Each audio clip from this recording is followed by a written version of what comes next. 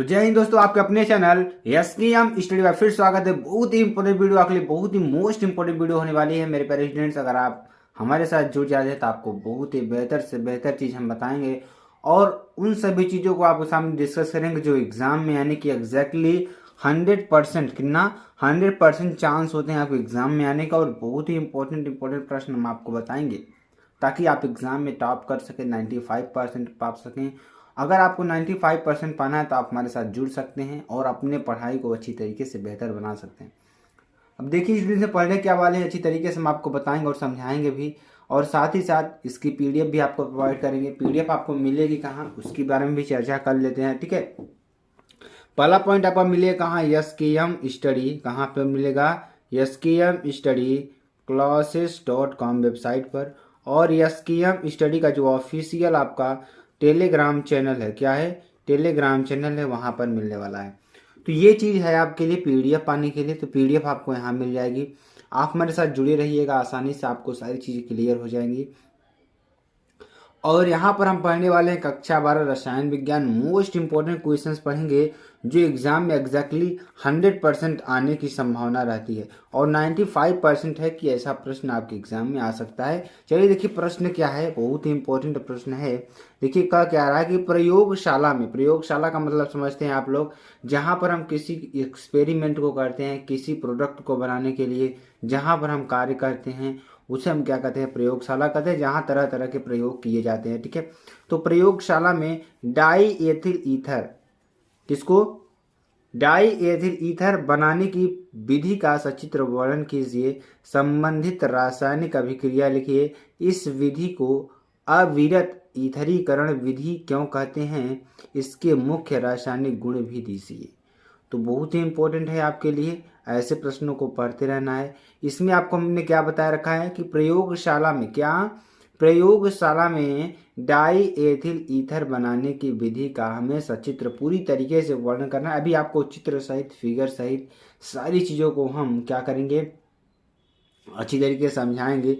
और इसमें आपको एक चीज़ और है कि एक तरीके से और यहाँ प्रश्न पूछता है, कैसे, क्या कहता है कि डाई एथिल ईथर बनाने की प्रयोगशाला विधि का, डाई एथिल ईथर बनाने की प्रयोगशाला विधि का सचित्र वर्णन कीजिए। संबंधित अभिक्रियाओं के रासायनिक समीकरण भी दीजिए। इसकी अंधेरे में क्लोरीन के साथ अभिक्रिया का समीकरण भी दीजिए। तो ये आपकी सारी अभिक्रिया हम आपको बताएंगे अभी और अभी आपको समझाने वाले हैं। तो आप कहीं मत जाइएगा, जितने भी स्टूडेंट्स हमारे साथ जुड़ेंगे वो लास्ट तक जरूर बने रहेंगे ताकि आपको समझ में आ जाए और हम समझाने में भी सफल हो जाएं। अगर आप समझ पाएंगे तो आपको अच्छी तरीके से समझ में आएगा, अगर आप नहीं समझ पाएंगे तो हमारा समझाना बेकार हो जाएगा। तो इसीलिए हम करें कि आपको लास्ट तक जुड़े रहना है और अच्छी तरीके से अपनी पढ़ाई को कंटिन्यू करके रखना है। चलिए आगे देखते हैं, आगे क्या है, आगे आपको बताते हैं।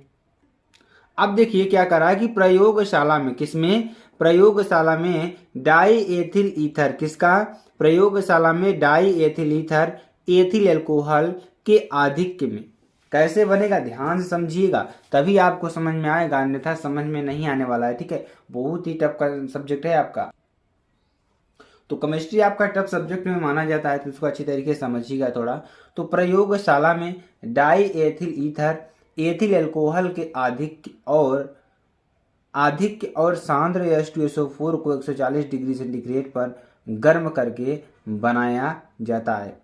देखिए किसको गर्म करके बनाया जाता है, एथिल एल्कोहल, किसको, एथिल एल्कोहल को H2SO4 किसके साथ, H2SO4 के साथ गर्म करके, यानी कि H2SO4 के आधिक्य में किसके 100 यानी कि 140 डिग्री सेंटीग्रेड पर, यानी 100 से 110 डिग्री आपको नॉर्मल रखना है। ठीक है, इतना आपको नॉर्मल रखना है। ठीक है, तो यहाँ पर अगर आप देखेंगे तो क्या हो जाएगा, यहाँ पर आप देखेंगे तो C2H5OH पुनः H2SO4 से क्रिया करेगा, 100 से 110 डिग्री सेंटीग्रेड यहाँ पर रहेगा ताप। तो बनेगा कि यहाँ पे एथिल हाइड्रोजन सल्फेट, जिसे आप क्या कहते हैं, C2H5HSO4 प्लस H2O बनेगा, जिसे आप क्या कहते हैं, एथिल हाइड्रोजन सल्फेट बनेगा। पुनः इसकी क्रिया जब हम किससे कराएंगे, ध्यान देंगे, इसकी क्रिया पुनः हम किसके कराते हैं, एथिल एल्कोहल से कराएंगे। ठीक है, यानी C2H5OH से कराएंगे तो बनेगा क्या, बनेगा हमारा C2H5OC2H5, जिसे आप क्या कहते हैं, ईथर कहते हैं। और साथ में बनेगा क्या, H2SO4, जिसे आप सल्फ्यूरिक अम्ल कहते हैं।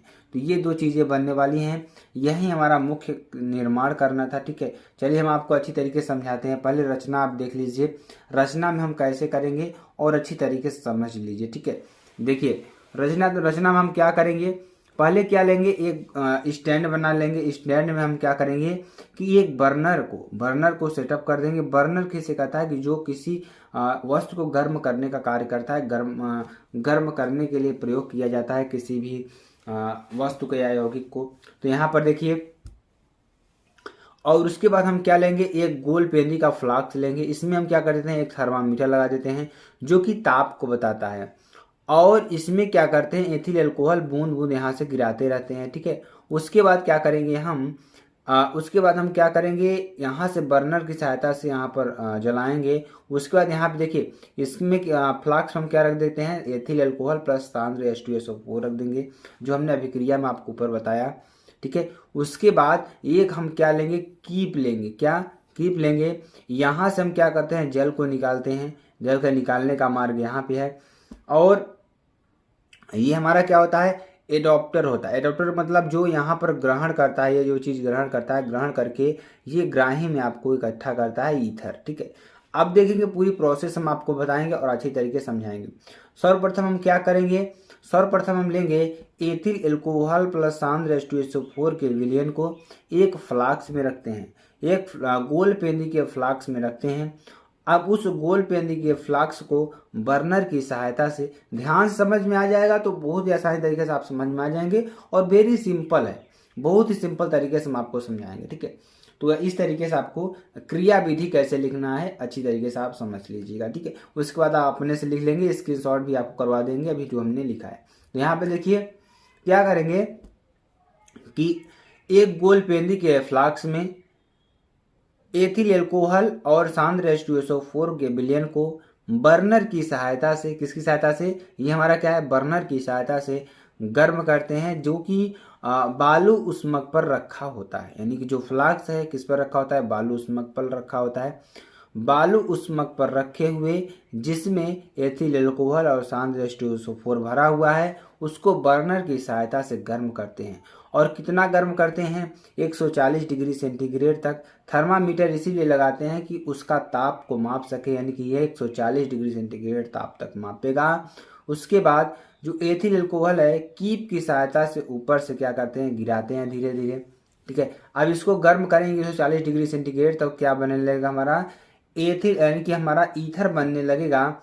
अब ईथर जब बनेगा तो उसको हम क्या करते हैं, एक कीप की सहायता से यहाँ पर विसर्जित करते हैं, जिसमें आपको जल, यहाँ पे जल भरा रहेगा, और इस जल क्या करता है, इसको ठंडा करने का कार्य करता है। ठीक है, और पुनः इसको क्या करते हैं, संघनित कर देते हैं। संघनित करने पर एडाप्टर से इस ग्राही में इकट्ठा कर लिया जाता है। ठीक है, और अगल बगल क्या रखा रहता है, बर्फ रखा रहता है इसको ठंडा करने के लिए। ठीक है, तो ये क्या रहता है, बर्फ रखा रहता है ठंडा करने के लिए। तो यही पूरी इसकी प्रोसेस है, बहुत ही सिंपल सी प्रोसेस है।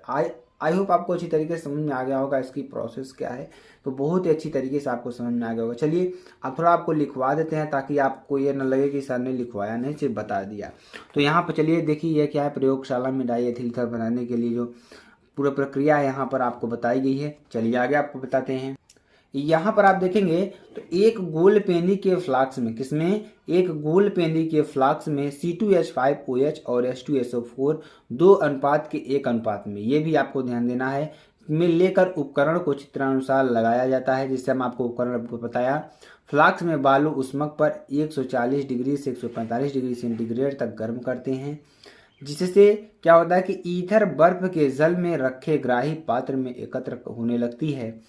इस विधि को अविरत ईथलीकरण विधि कहते हैं, क्योंकि एथिल अल्कोहल और सल्फ्यूरिक अम्ल के गर्म मिश्रण में एथिल अल्कोहल डालकर ईथर लगातार प्राप्त किया जा सकता है। ठीक है, इस प्रकार प्राप्त आश्रित ईथर में अल्प मात्रा में H2SO4 अल्कोहल और जल की अशुद्धियां मिली रहती हैं। इसके लिए ईथर को कास्टिक सोडा विलयन के साथ धोते हैं, फिर उसमें निर्जल CaCl2 डालकर रख देते हैं। इसके बाद छान कर आश्वित करने पर 34 से 35 डिग्री सेंटीग्रेड पर शुद्ध एवं शुष्क ईथर एकत्र कर लिया जाता है। ठीक है, अब इसके कुछ रासायनिक गुण की बात कर लेते हैं जो आपके लिए बहुत ही इंपॉर्टेंट है। ठीक है, तो देखिए PCl5 से क्रिया, क्या PCl5 से क्रिया, तो एथिल क्लोराइड बनाता है। क्या बनाता है? एथिल क्लोराइड बनाता है, जिसमें C2H5O C2H5 प्लस PCl5 से क्रिया करेंगे तो क्या बनाएगा? C2H5Cl, एथिल क्लोराइड बनाता है प्लस POCl3 बनाता है। तो ये इसकी रासायनिक अभिक्रिया थी कुछ। तो इसमें देखिए ये आपका टोटल क्या था, हमारा मोटिव क्या था कि एथिल डाई एथिल ईथर बनाना, जो कि आपको हमने समझा दिया। तो इस तरीके से आप एग्जाम में अच्छी तरीके से लिख सकते हैं। बहुत ही इंपॉर्टेंट प्रश्न है आपके लिए और आपके एग्जाम में अच्छी तरीके से आ सकता है। अगर आपको वीडियो पसंद आती है, आप चैनल को लाइक शेयर कमेंट सब्सक्राइब कर सकते हैं। फिर मिलते हैं नेक्स्ट वीडियो में नए टॉपिक के साथ। तब तक के लिए जय हिंद, जय भारत।